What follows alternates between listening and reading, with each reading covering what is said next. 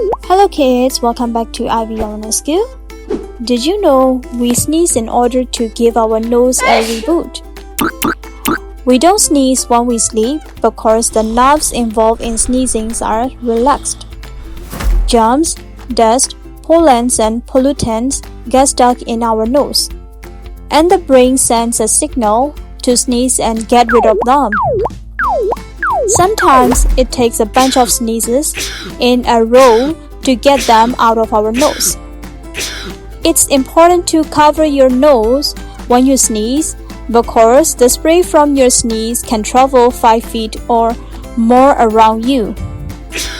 Some people sneeze from the sun when they walk from inside to outside. This is called photic sneezing. Photic means light. A single sneeze can come out as fast as 100 miles per hour.